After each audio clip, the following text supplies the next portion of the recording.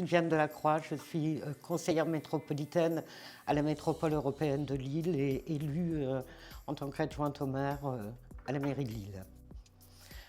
Je suis heureuse de vous présenter les efforts faits pour tendre vers la gratuité et l'obtenir, qui est un combat de longue date. Il y avait une tradition pour les collégiens et lycéens bien ancrée de gratuité, mais qui ne concernait que les trajets scolaires. La question de la gratuité a toujours été au cœur de nos exigences et nous avons travaillé avec diverses associations et des syndicats comme la CGT et la CGT de retraités pour qu'elles puissent se mettre en place. Néanmoins, nous ne sommes pas majoritaires dans cette métropole et les obstacles pour revenir sur des gratuités sont nombreux et à chaque fois ce qui est mis en avant est le coût et ce n'est pas le seul paramètre à prendre en compte. On est dans une métropole où il y a 5 millions de déplacements par jour et donc la question de la gratuité, c'est de faciliter les déplacements, de faire en sorte que personne ne soit empêché pour des raisons financières d'avoir accès à la ville, à ses services, ou d'avoir accès au village, à la nature, dans l'autre sens, de faire en sorte que ces déplacements soient le plus fluides possible. La première dimension a été de créer une tarification sociale, puisque je disais les freins étaient nombreux, une tarification sociale, mais qui ne profite pas bien évidemment à l'ensemble de la population, puisque ceux et celles qui peuvent en bénéficier ont des ressources extrêmement modestes et autant il est évoqué une tarification sociale, autant je parlerai de tarification très sociale, puisque pour obtenir une tarification à moins 87%, il faut un quotient familial de 456 €, ce qui est de l'ordre de la pauvreté.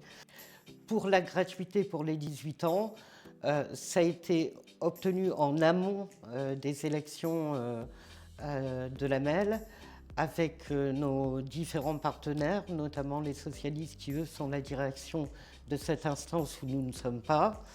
Et le sujet était dans le programme municipal et nous avons poussé pour qu'il soit porté au niveau de la métropole.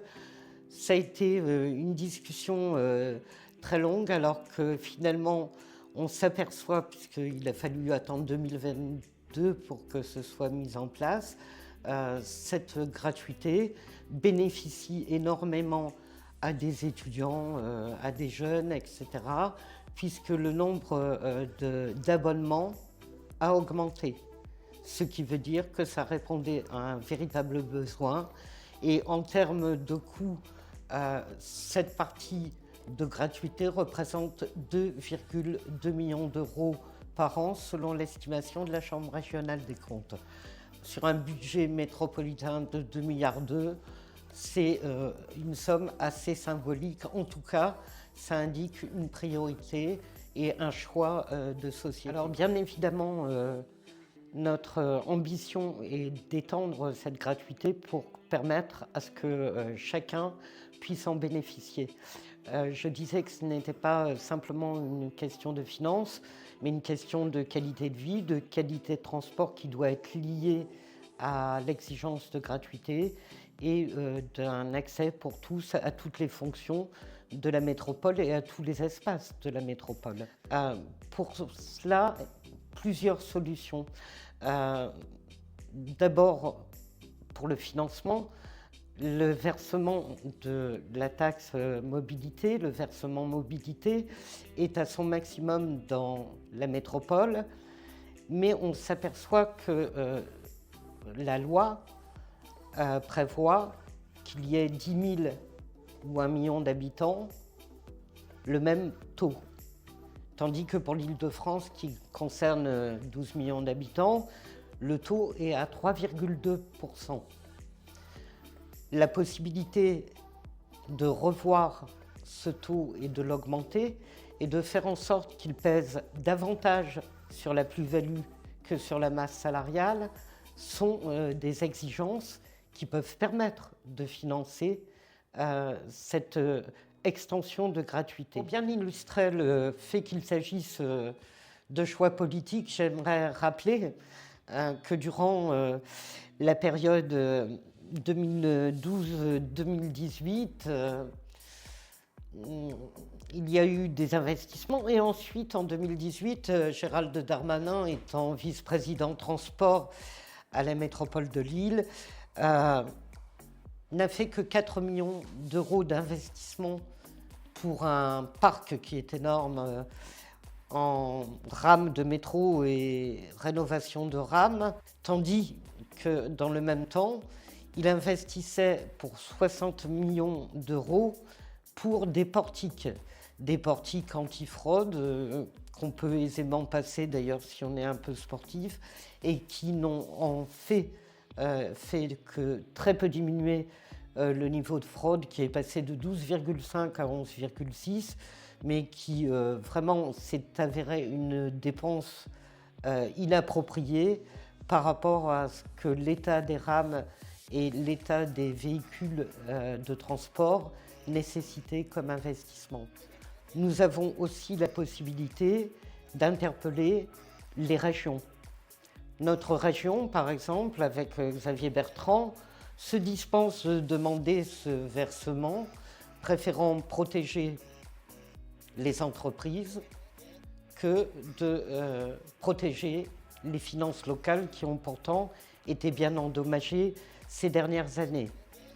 Alors, c'est bien évidemment un enjeu de débat politique et de rapport de force politique dans lequel il faut bien évidemment s'assurer de la participation des habitants et leur montrer que c'est possible, que ce n'est pas une chimère, une utopie, mais que c'est tout à fait possible de considérer la mobilité comme un des communs que l'on doit partager. Nous avons réussi au niveau de la métropole, dans le mandat 2008-2014, à faire en sorte que la production d'eau, qui est un enjeu vital pour l'avenir, qui était en mode marché, passe de nouveau, revienne en régie. Je crois aussi que pour le transport, c'est un des enjeux du débat. Pourquoi une régie ? Sur un réseau comme celui de la métropole de Lille, 1,2 million d'habitants, le marché, un seul soumissionnaire. Ce qui nous a paru, nous l'avons fait remarquer, peu pour une mise en concurrence.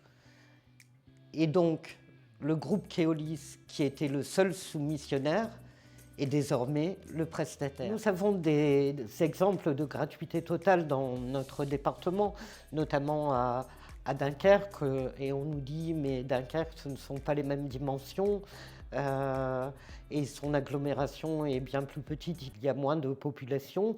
On pourrait se dire aussi que là où il y a plus de population, l'exigence est d'autant plus forte pour tous les enjeux liés à la santé, l'environnement, la mobilité évoqués antérieurement. C'est une question de choix politique et c'est un choix politique qui est marqué à gauche pour une métropole comme la nôtre et c'est donc un combat politique qu'il faudra mener.